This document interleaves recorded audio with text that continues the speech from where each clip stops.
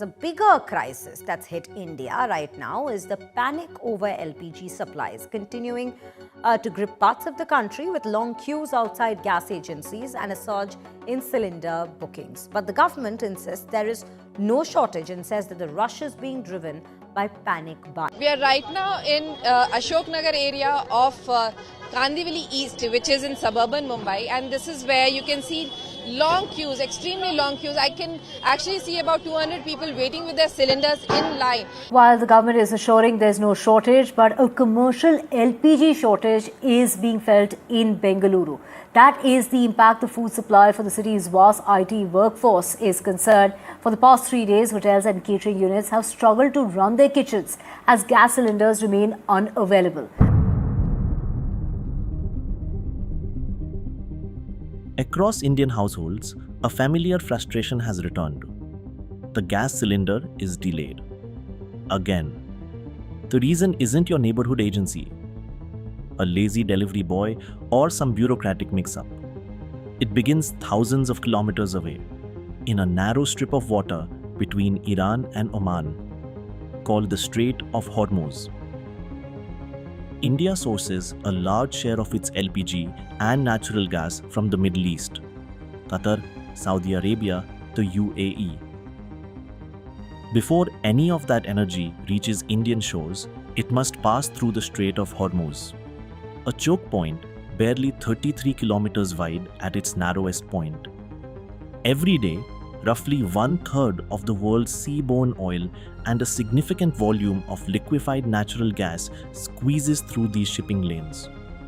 When tensions rise in the Gulf, military posturing, sanctions, conflict, tanker operators grow cautious. Insurance costs spike. Ships reroute or wait. Fewer vessels move, supply tightens, and eventually your cylinder takes longer to arrive. That's globalization in action. Vast and interconnected on paper, but dependent on a handful of geographic bottlenecks in practice. The Strait of Hormuz isn't alone. Several narrow passages hold disproportionate power over global trade. The Bab el-Mandeb, off the coast of Yemen, connects the Red Sea to the Gulf of Aden. Ships heading from the Persian Gulf toward the Suez Canal and onward to Europe must pass through here. Any instability, whether from conflict or piracy, forces expensive detours around the entire African continent, adding weeks and costs to every shipment. The Strait of Malacca, threading between Malaysia and Indonesia, is among the busiest shipping lanes on Earth.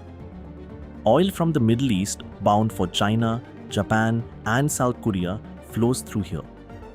It's so congested that even a single major accident could snarl global supply chains for days. Then there's the Panama Canal, an artificial choke point but no less consequential. When a container ship ran aground in the Suez Canal in 2021, it held up roughly $9 billion in trade every day it remained stuck. A similar blockage at Panama would ripple through markets within hours. We tend to imagine international trade as a vast, resilient web. Thousands of routes, endless redundancy, smooth and self-correcting. The reality is more fragile. Much of the world's energy and goods travels through just a few critical passages, many of them defined by geography rather than human planning. This is what makes geopolitics feel distinct until it suddenly isn't. A military standoff in the Persian Gulf or a Houthi drone strike near Bab el-Mandeb doesn't stay in the news cycle. It moves through shipping lanes, raises freight costs, disrupts supply chains, and eventually lands at your doorstep as a late delivery notice. You can't control the Strait of Hormuz, but you can understand why your world is shaped the way it is, why seemingly remote conflicts carry real consequences, and why geography still governs more of modern life than we'd like to admit. The next time your gas is delayed, The problem probably began on the water, not on your street.